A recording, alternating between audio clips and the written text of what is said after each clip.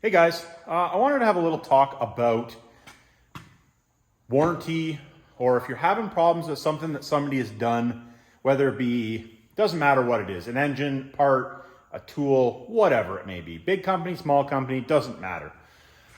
We had this engine, we had built this engine for good customer of ours. He's put in quite a few engines for us, he's done quite a few engines for customers.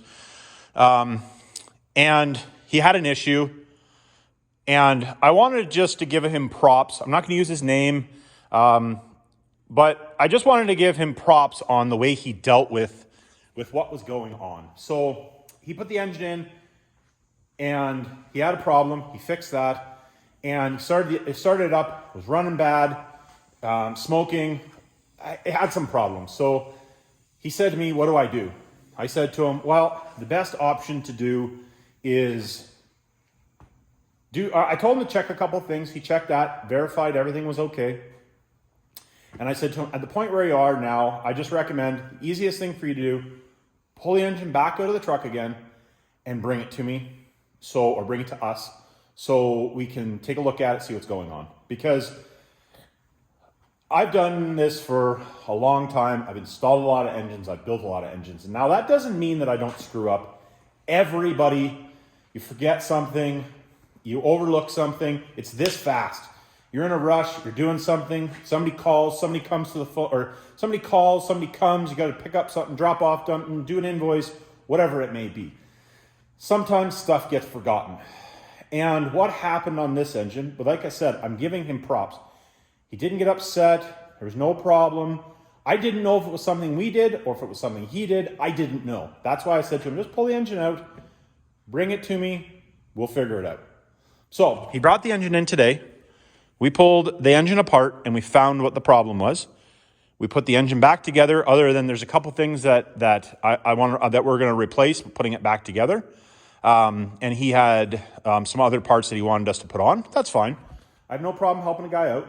Now, that, for instance, on this engine, it turned out that it wasn't something that we did.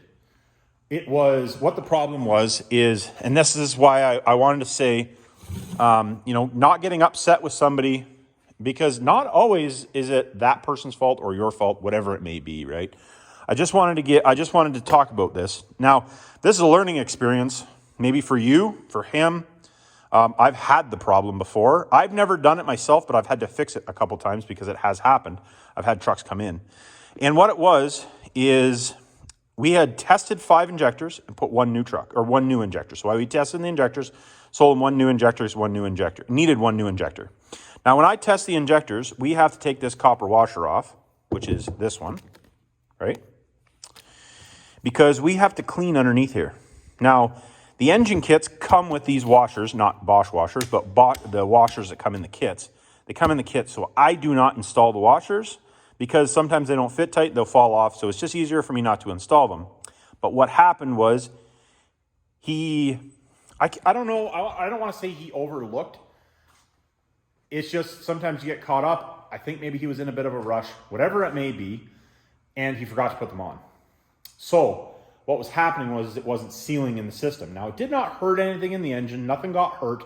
The engine, I think he said it ran for like 30 seconds. It wasn't running right. He shut it off, which is the right thing to do. Don't run it. And that's when he phoned me. So, and I would prefer the guys to do that. If you're having an issue, I would prefer, if you're having a problem with one of our engines, to prefer for you to phone us.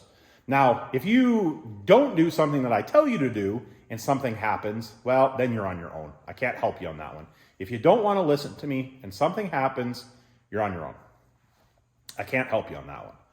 So, anyways, but the moral of this story, for you guys that are still watching, the moral of this story is when he brought the engine in, he wasn't upset. He's like, I just need to get this thing rolling for the guy. Can you pull it apart, figure out what's going on? And he was polite right from the get-go, and he's always been polite. Really nice guy. Always been polite with me. We've never had any problems before. This is the first one we've ever had any problem with. But